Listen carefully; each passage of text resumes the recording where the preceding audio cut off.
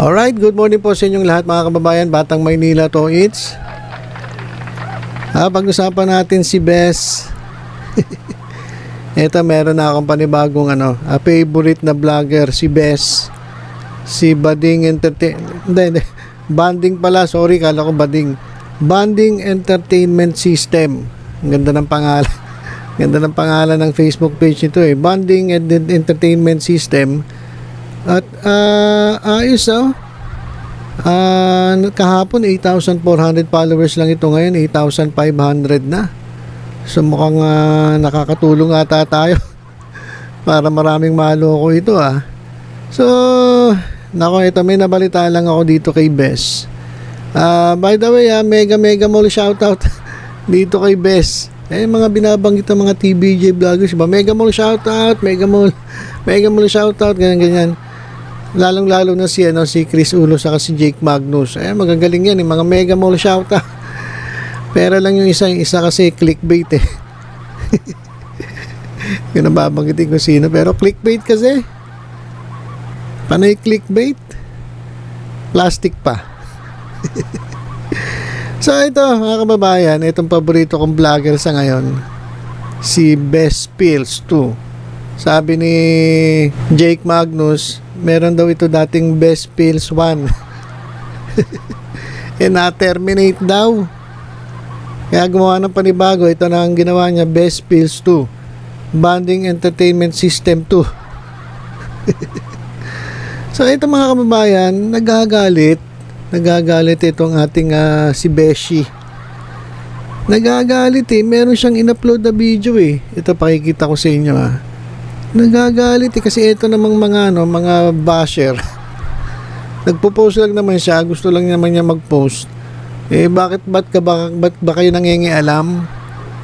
Hayaan nyo lang siya, ba't kayo kasi nangingialam?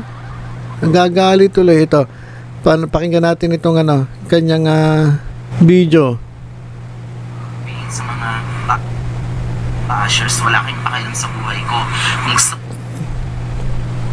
mga bes, gusto ko lang sabihin sa mga bashers, wala kayong pakialam sa buhay ko.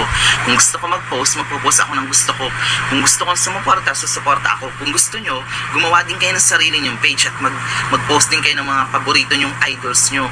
Wala kayong pakialam sa buhay ko kung gusto ko mag-post. Hindi nyo hawak ang buhay ko, nasa malayang bansa tayo. Wala rin akong sinasabing mali sa ibang mga idols nyo. Basta ako, pinagmamalaki ko ang Itbulaga. Nire-raise ko, pinipraise ko yung mga host doon kasi gusto ko sila. Wala kayong pakialam sa buhay ko. Mga bes. Nagalit si Beshi. Galit ka na niyan. Sabi niya, wala kayong pake sa buhay ko. Basta kapuri-puri Itbulaga. Mag-post kayo ng gusto nyo, wag nyo akong pinapakialaman. Mahal ko ang tahanang pinakamasaya Itbulaga.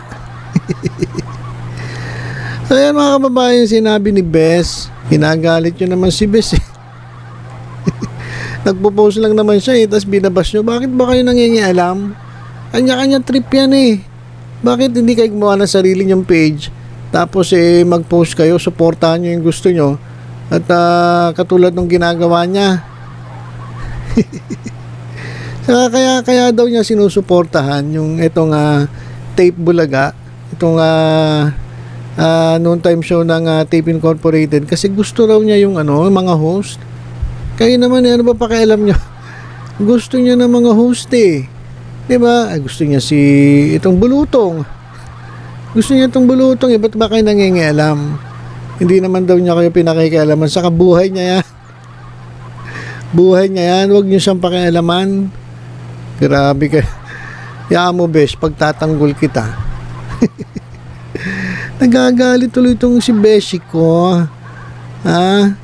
Ayan, dumadami nga yung followers 8,500 na kahapon, 8,400 lang to. Pero yung Besh, ang dami mo palang naloloko hanggang ngayon. Grabe ka na Nakakainggit ka. Nakakainggit ka Marami palang naniniwala sa iyo. Basta yun sinasabi niya, wala daw tayong pakialam sa kanya. Basta masaya daw siya sa panonood ng Tahanang Pinakamasaya. Kahapon pinakita ko sa inyo yung video niya. Sabi niya, gustong-gusto niya yung noon time show na Tahanang Pinakamasaya. Pero habang nagsasalita siya, malungkot siya. Lagi niya, Tahanang Pinakamasaya. Sabi niya, pag-pray natin na itong Tahanang Pinakamasaya. Pero siya malungkot. Dapat, pag sinabi mong gustong-gusto mo yung noon time show na yan kasi lagi ka masaya, kasi Tahanang Pinakamasaya eh.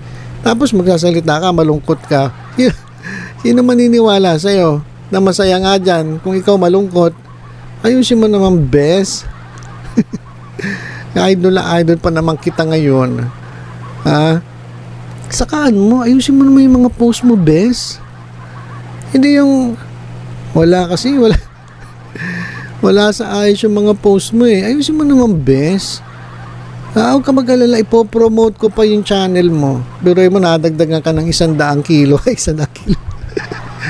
100 piraso. Biruin nyo yan, kahapon 8.4 lang, ngayon 8.5 ka na. Biruin mo yan. Sumisikat ka na, bes. Tapos, pag medyo pagtagal-tagal, baguhin mo na yung yung ibig sabihin ng bes. Kasi ang pangit eh. Bonding entertainment system. Parang air conditioning system. Para ka nasa construction eh.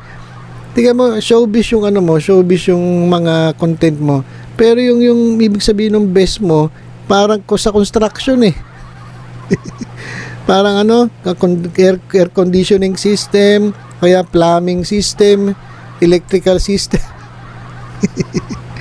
O kaya parang sound system. Palitan mo yung pangalan mo. Pangit naman ng bonding entertainment system.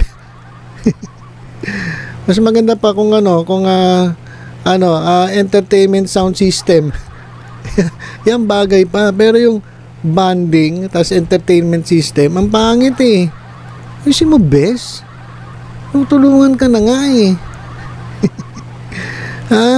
Para wala kang basher. Kasi ang pangit kasi. At tapos pag magpo-post ka, ayusin mo.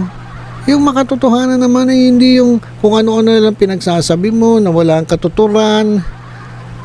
Ayusin mo, bes. Saka pag may nambas sa'yo, eto, bigyan kita ng tip, bes ha. Bigyan kita ng tip. Kapag ikaw binabash, hayaan mo sila. Huwag mo sila intindihin. Huwag mo sila intindihin. Basta ang alam nila, wala kang ginagawang tama. Huwag mo sila intindihin. Basta ang alam nila, wala kang ginagawang tama. Panindigan mo yan, bes. Panindigan mo yan. Huwag kang sa kapag sinasabi mong Tahanang Pinakamasaya, ito payo ko lang pag sinasabi mong Tahanang Pinakamasaya, dapat nakangiti ka. Kasi pinakamasaya nga eh. Tapos sasabihin mo Tahanang Pinakamasaya pero malungkot ka. Sino maniniwala sa iyo naman, bes? Diba? Ayusin mo naman. Nakakahiya eh. Saka pag ito pa. Pag magbablog ka, huwag ka naman yung nakahubad. Ang pangit eh. Ang pangit eh. Ipakita mo naman yan sa mga mga supporters mo. Yung mga followers. Mega shoutout, mega mall shoutout sa mga followers nito sana po ay magising kayo sa katotohanan. Mag-isip-isip kayo. Mega mall shoutout sa inyo. So, naku naman, bes. Magdamit ka naman. O kaya ganito. Pag wala kang baka may pambili ka naman siguro ng damit. O kung wala kang pabili ng damit, siguro naman dami ka namang followers. Ang gawin mo, tawag dito, yung fundraising. Para makabili ka naman ng damit. Paghaharap ka naman, huwag naman nakahubad. Pangit. Dapat medyo medyo presentable naman. Tapos ito, magpo-post ka, nagagalit ka. Pero parang hindi ka naman galit. Galit ka na ba niyan, bes? Dapat kung galit ka, medyo magdabog-dabog ka ng konti. Huwag naman yung parang sinasabi mo, parang galit na galit ka, pero hindi halata eh. Medyo ang gawin mo, pag nagagalit ka, gawin mo, ikuti mo yung bahay mo, tapos pagbabasagin mo yung mga gamit niya para makita ng tao na galit ka. Hindi ka naman galit eh, parang ngingiti ka pa dyan eh. Ay nako, bes. Ayusin mo ha, ayusin mo, susuportahan kita. Basta lagi mong tatandaan, wag mo silang papansinin. Basta isipin mo sa sarili mo, wala kang ginagawan tama. Yun lang yun. Sige bes ha, susunod ayusin mo ang post mo, babantayan kita. At kapag pangit na naman yung ipinost mo, yari ka sa akin. So yun lang mga kababayan ha. Wala. Nag-iba na yung tono. So ayun pa mga kababayan, ako, itong aking bagong paboritong vlogger na si Bes, wala po sa ayos. So nako, dun sa mga followers nito, mag-isip-isip kayo ha. Piliin nyo naman yung ipapollow ninyo.